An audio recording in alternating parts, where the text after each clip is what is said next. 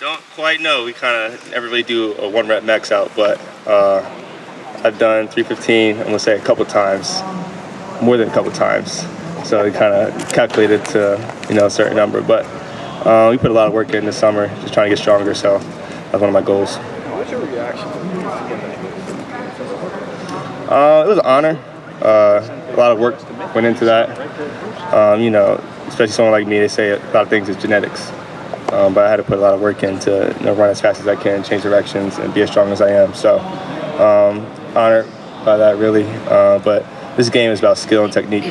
Athleticism is only going to get you too far. So that's really what I focus on, skill and technique. Marvin, we saw what you did in the Rose Bowl, obviously. One second. Where are you better at? What did you learn in the last year to sit behind those guys? Where are you maybe more ready to do I learned a lot from Garrett last year, seeing how he approached the game, and Chris more, just seeing how he approached the game. I was his roommate night before the game, so seeing him how he watches film. And then Garrett, we talked about the routes that we run at X receiver. So just learned a lot from them. I feel like I'm definitely ready now to go out there and contribute. Jackson was basically doing nothing. How did you freshman whatever the hell that was last year? Right. Do you take that as inspiration now to get kind of into that position last year? You really get to do it for a lot. Feels like a crowd like Jamar Chase too, kind of go nothing to all of a sudden breaking the records. Do you feel like that's something you're capable of? Yeah, I have a lot of confidence in myself. I'm not really going to say break records or do anything like that, but I definitely think I can contribute to the team in a big way this year. Hey, Marvin, when you kind of along the same lines of the question I was going to ask you is that, we saw what you did in the Rose Bowl. You're stepping in the big shoes. How ready are you? I have a lot of confidence in myself. Leave it at that. Okay. You mentioned genetics. He right here, sorry. I'm kidding. You miss me, bud? When you were being recruited, obviously there were a bunch of really good players in the class that before you and at your position and after you. What was it about the way that Heartline recruited you that got you? Like, what does he do that makes him so successful in doing it over and over and over again? I think he just knows the game. And I think the kind of player I am, I really like to focus on techniques and skill sets and things like that. So just talking to him about routes and, just he can tell me I can do this, and that.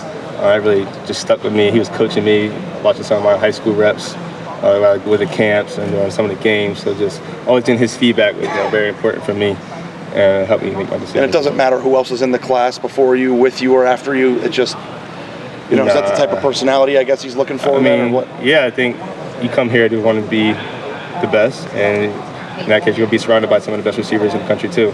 So I think it all kind of works out. You get to learn from other people, but it wasn't really. There's too many people here. I mean, go somewhere else. I would never crossed my mind. Marvin, at the beginning of the offseason, it was the video that went viral on Twitter. Then now it's the freaks list yeah. that you were on. Are you kind of tired of the offseason stuff? Ready? Yeah, ready. I got to think something happened this season now. I guess I'm going to talk about during the season. So that's what I'm focused on. What for you, the offseason? Has it been kind of almost like a whirlwind for you, having all the attention on you as somebody who you have three career touchdowns, right? All this attention on you, like have you kind of paid attention to that, or you try to put that to the side? How do you handle everything? The attention's kind of always been there my whole life, really, just who I am. So I kind of get used to it, but it's definitely time to play football now and leave all the videos and stuff to rest. Marvin, you mentioned genetics earlier. How much is your dad in your ear as far as giving you advice, things of that nature, and helping you become who you are right now? Yeah, he's definitely still there. He talks to me a lot about just different routes, techniques to use. But he trusts Coach Hart. He trusts Coach Hart a lot. He knows what Coach Hart knows what he's talking about. So Coach Hart has earned my dad's trust to kind of coach me a little bit. So he kind of took a step back from high school, but he has confidence in me that he knows I'm going to put in the work when no one's watching. So it's past the point of like, all right, Dad, yeah, it's cool. Like, I still definitely accept his coaching for sure. Definitely can never shy away from that. But he kind of let me roam a little bit now, a little different.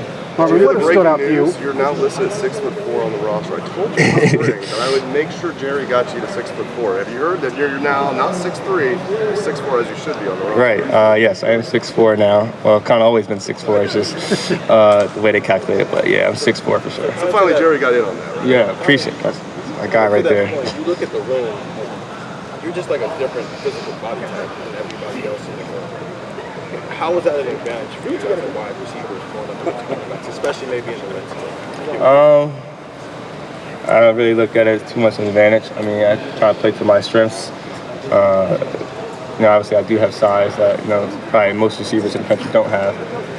But definitely I just try to focus on my skills and techniques, really. Marvin, what stood out to you about Mecca?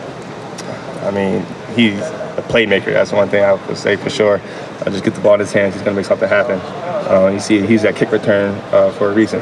He's that kind of player. I don't think there's nothing on the field that he can't do. So, I mean, he's going to be special for sure. What kind of response have you seen from Cam in regards to this? Cam's probably one of the most mental tough person that I've ever encountered. So I know he's going to battle through any injuries, any setbacks, as he continues to do throughout his career. So he comes in with a smile on his face every day, always uplifting his teammates. So I mean, he's a captain for a reason. And what was your reaction when you saw him get that block over? I mean, he deserved it more than anybody. So we didn't get the vote on that, but if we did, he definitely would have my vote for sure. Marvin, Coach Hartline was saying that you knew how to work when you got here. Why were you like that? Why did you have that in you? I don't know, work ethic I kind of always had. It's kind of one of those things I'm just kind of born with. Also just seeing my dad, and he's kind of preached work ethic to me. And seeing my mom too, she works very hard. She probably doesn't even get much attention really, but she's a very hard worker herself. Wakes up in the morning like 4:30, goes to work. She's a hard worker too. So seeing my parents really, and then trying to set an example for my younger brother too. So kind of know he got put in work too. That's where I got it from. Marvin, you were recently named as the second freakiest athlete in college football. What do you think when you see something like that? It's an honor for sure. A lot of work has went into it for sure. I kind of spoken on it already, but it's definitely an honor.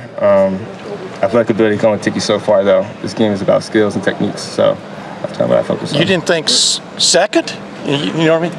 I mean, somebody's better than me. I mean, does that get you going? No, I was honored to be on the list. Really, I wasn't really trying to too focused on who's first. I don't even know who was first.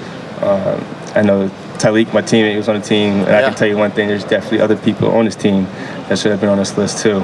The workout we saw that that was on Twitter, middle of the summer, whatever it was, you running down a ball out of the jugs machine and stuff. How often do you do stuff like that? I kind of only did it that one day. Honestly. Really? But why that day, and what was the impetus? The people who were through the Monarch machine was here. Gotcha. And kind of we were just playing around with it. It's kind of one drill we did. Were you wowed by it when you watched it? Yeah, the video. For sure. That machine's crazy. We can use it every day here. No, I mean the machine. You. Oh, me? Yeah. Were you wowed by what you did there? Not really. Wasn't really too loud, but it was cool though. Marvin, you lost obviously Chris and Garrett. Yet most people think the room's going to be fine. I'm assuming that's your attitude, and why is that? I think, like I said, we put in a lot of work behind Chris and Garrett. I know, like me, Mecca, Julian, we're all ready to step out. Even Xavier Johnson, Jaden Ballard, like the freshmen that came in, we put in a lot of work over this offseason. So we have a lot of confidence in ourselves going into the season. There's so much confidence around this offense. There's no real chip on the shoulder from last season when you were number one in the country. How different is that going into a season when you are expected to be the best? Is that harder to deal with? What do you guys tell yourself? Our expectations is to be the best. So we put the pressure on ourselves as well. So it's not really the outside noise doesn't bother us too much. Marvin, do you know what the Ohio State single season record for touchdown catches is? I do not. It's 17. 17. Does that sound like a lot of touchdowns, or does that sound doable? Yeah, that sounds like a lot of touchdowns. I don't know who's going to do it. Someone's going to break it, but I don't know who did that, but amazing feat. Terry Glenn. You had a lot of touchdowns in the Rose Bowl. Obviously, got a lot of people's attention. Do you think there is something as a receiver to scoring the ball? Absolutely, we've had a lot of emphasis, especially scoring in the red zone. Yep. That's Coach Day's, one of his, go-tos. Scoring, putting the ball in the end zone, can't settle for field goals. So we place a lot of pride on scoring in the red zone. So definitely, if I can contribute in that way, I sure will. What does it take to be great in the red zone as a receiver? Is it your route? Is it your size? Is it your, high catch point? Like, what do you got to do? It's the ball skills. In the red zone, things get tight. Yep. So obviously, having great quarterback play definitely helps us a lot. But in the red zone, you definitely have to come down with the tough catches. I'm sorry. It's okay, you get. I know this isn't necessarily a football question, but you mentioned earlier you probably don't get a lot of chance to talk about it. A lot of people know about your dad. Right? You said your mom's really hardworking. What can you share with us about her that she instilled in you? She's going to hate me for talking about her too. But I mean, she's been in the back, kind of, just with football. She tries not to, put herself out there too much. She focuses on school. She's always calling me about doing my homework and just focusing on my academics. So I love my mom to death, though. But she's in the back, so I'm gonna keep it like that. Marvin, what was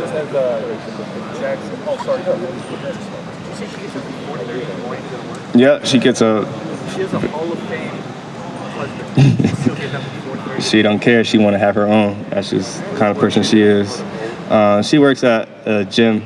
She trains a lot of women's gym, and then she's a doctor too.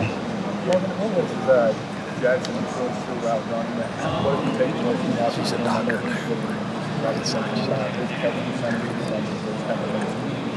Jackson's very smooth and quick. His lateral change of directions, probably the best in the country. So it's kind of hard to do what he does. I can't really, mimic it too much, but I mean, that's what makes him great for sure. A couple more questions from Marvin, guys.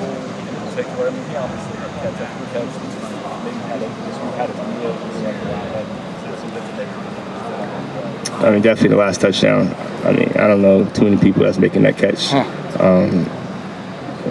I was blessed to be kind of right in front of it. I ran the hitch while he ran the slot fade, so I kind of got a good angle of it, and that's just an amazing catch right there for sure. Marvin, besides you and Jackson, who's ready to bust out from this receiving core from your vantage point? Everyone. And why?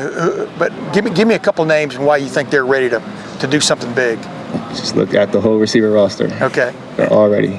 And why? Why are you saying that? I mean, who? Because we put in a lot of work in the offseason, running routes, getting thrown with the quarterbacks, catching jugs. We just ready. We're ready. Is Julian due? You know what I mean? Julian Fleming, is he due to have a decent year based on what he's been through? Yeah, he's put in a lot of work. I mean, like everybody has. He's a special player.